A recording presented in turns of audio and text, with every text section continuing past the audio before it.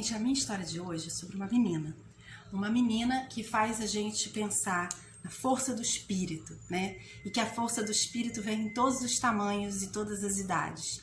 E é uma história sobre fé e sobre cultura. E é muito importante a gente entender que todos os grandes personagens da história, eles estavam envolvidos de alguma forma com cultura, mesmo que fosse a cultura ligada apenas a um conhecimento específico, né? Essa menina, ela vive uma história muito aterrorizante e ao mesmo tempo cativante. Eu vou falar a dedicatória do livro dela para vocês entenderem a força dessa mensagem. A todas as garotas que enfrentaram a justiça e foram silenciadas, juntas seremos ouvidas. Quando essa menina nasceu, o pai dela deu para ela um nome que já era o nome de uma heroína local. E essa heroína tinha se tornado um símbolo. Por causa dessa heroína, o país dela estava envolvido numa ocupação britânica. E na luta para se livrar dessa ocupação, essa heroína que tinha o nome dela, que era anterior a ela, no momento que a bandeira do país caiu, ela tirou o seu véu e saiu lutando à frente dos guerreiros. Ela foi morta, mas ela se tornou um símbolo que incentivou os guerreiros, os soldados a lutarem e a vencerem a sua maior batalha contra o exército britânico, que acabou tendo que sair desse lugar. Essa menina se chama Malala.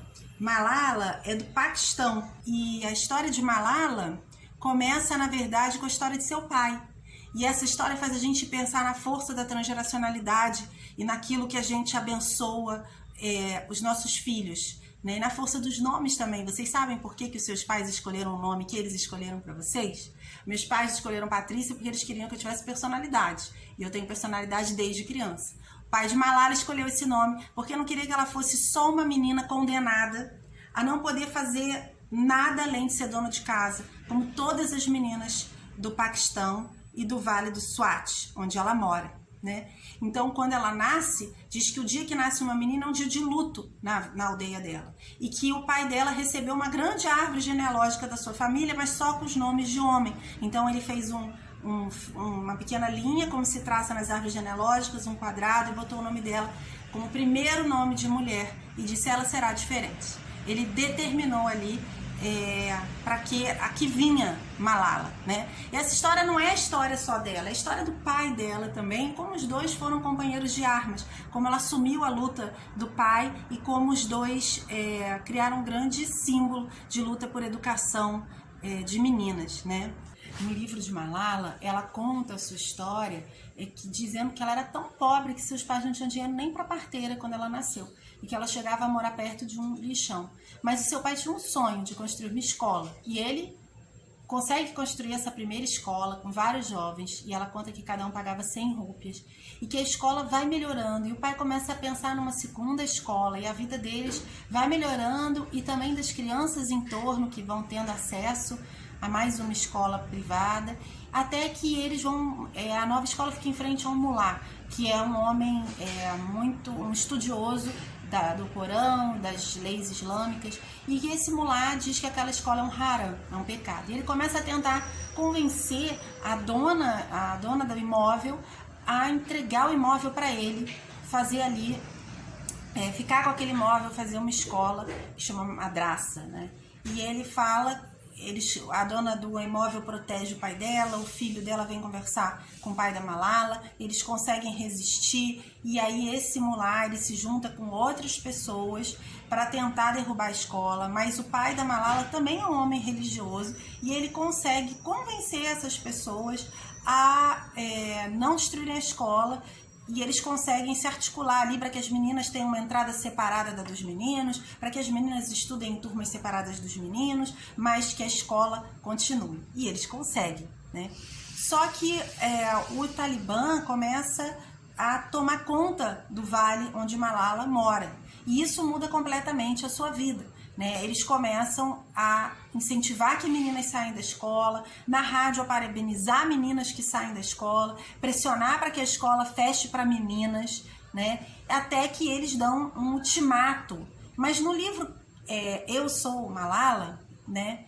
ela no livro dela, no livro de biografia dela, ela vai contando como esse clima de terror vai aumentando, como os corpos vão aparecendo pelas ruas, como as pessoas vão sendo mortas sem nenhum tipo de tribunal, sem nenhum tipo de justificativa, como eles vão vendo pessoas de todas as idades sendo assassinadas, como o reitor de uma universidade é morto, como pessoas que estão envolvidas com a educação são mortas, como eles são contra a educação, não só de meninas, mas também de meninos, e como eles vão vendo um clima de terror, até que chega esse ultimato, chega esse último dia e eles resistem, as meninas continuam indo à escola disfarçadas, escondidas, mas o clima de terror vai aumentando, algumas pessoas vão sendo seduzidas por aquela proposta, outros professores vão deixando de dar aula porque tem medo de estar dando aula, e chega um momento que eles saem do Vale do Swat e aí eles começam a fazer toda uma campanha para conseguir voltar para lá.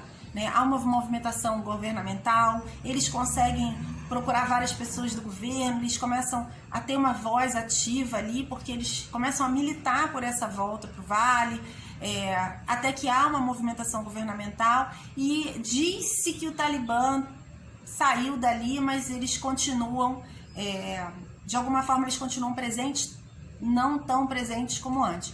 Mas é aí que acontece uma grande virada na vida da Malala, porque enquanto ela vive sob esse regime opressor, procuram o pai dela pedindo, o representante da BBC pede ao pai dela que arrume uma professora ou uma menina que possa contar como é que é o dia a dia naquela vida ali no Talibã.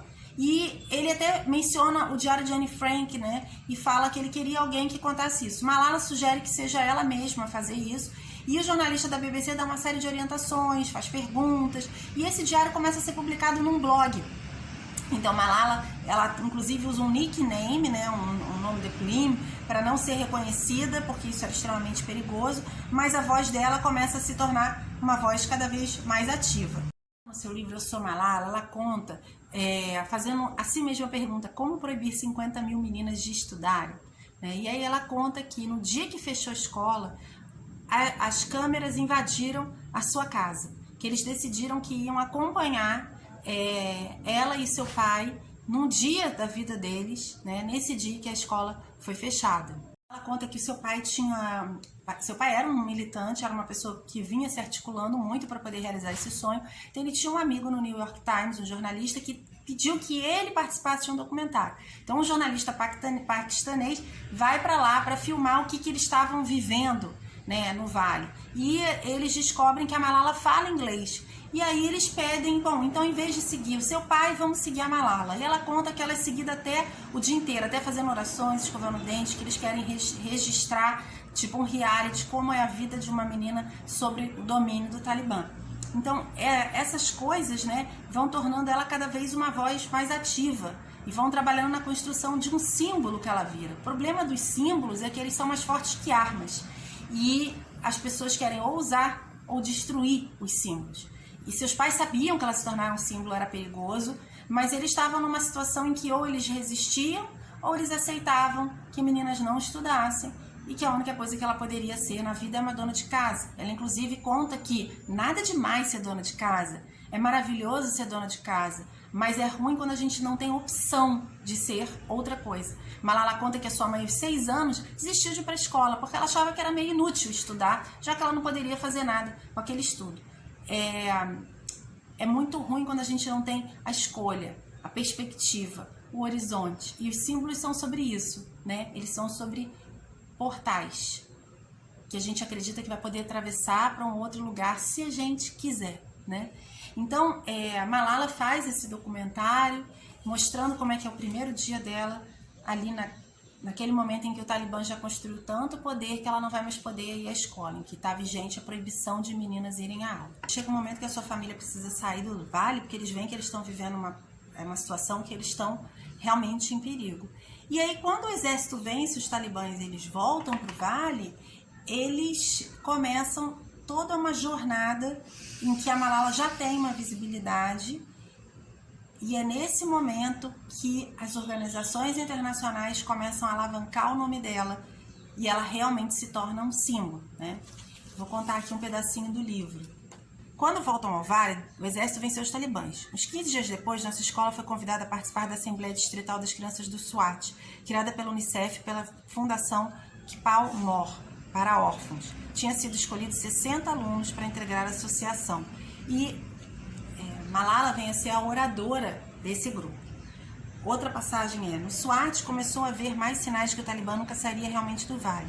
Mais 2 escolas sofreram explosões e 3 voluntários estrangeiros de um grupo cristão, quando voltaram à sua base em Minhora, foram sequestrados e depois assassinados. Recebemos outras notícias chocantes. Um amigo de meu pai, Dr. Mohammed Farouk, vice-reitor da Universidade do SWAT, foi assassinado por 2 pistoleiros que invadiram sua sala. Malala agora tinha 13 anos e decidiu que queria ser política. Uma coisa muito interessante também é que Malala fala que ao mesmo tempo em que parece que a vida deles normalizou, ela pode voltar a estudar, ela se torna um símbolo, várias fundações começam a dar espaço para ela começa a ganhar prêmios e ao mesmo tempo eles começam a perceber que o Talibã não vai realmente sair em definitivo do Vale do Swat, né? Que eles percebem algumas coisas que acontecem que dão esses sinais para eles, como por exemplo... um amigo do pai dela, que é vice-reitor da Universidade do SWAT, é assassinado por pistoleiros, 2 escolas sofrem explosões, 3 voluntários estrangeiros de um grupo cristão acabam sendo mortos, sequestrados e assassinados. E nesse momento é muito interessante que ela conta que quando invadem o ônibus que ela está saindo da escola para ir para casa, os homens armados perguntam quem é Malala. E o nome da biografia dela é Eu Sou Malala, né? Que ela responde, mas ela não teve tempo de responder. Ela fala que se ela tivesse tido tempo de conversar com eles, ela diria porque eles tinham que deixar ela, suas irmãs e filhas irem estudar. Mas o livro todo é para contar quem é Malala, a pergunta que ela teve que responder antes de tomar um tiro na cabeça. E é realmente uma história de fé, muito bonita, ela contando a fé dos pais. Não só a fé no sentido de orar pela cura dela, mas a fé em todo o processo que eles vivem, né? Porque ela vai sendo transferida, ela virou um símbolo do país, então ela vai sendo transferida até que realmente ela precisa ir para um hospital melhor e acaba conseguindo que transfiram ela para a Inglaterra, né? Mas os pais não podem ir, como eles acabam confiando nesse processo e deixando que ela vá. E aí a história que eu acho que todo mundo já conhece, de como a Malala já está na Inglaterra e consegue bolsas de estudo e escrever livros e, na verdade, quem atirou na cabeça dela transformou a luta dela numa luta internacional e transformou a Malala num símbolo conhecido no mundo inteiro. Eu acho que o que Malala tem para dizer pra gente é: estude e lute como uma menina. Até o próximo Mulheres da História.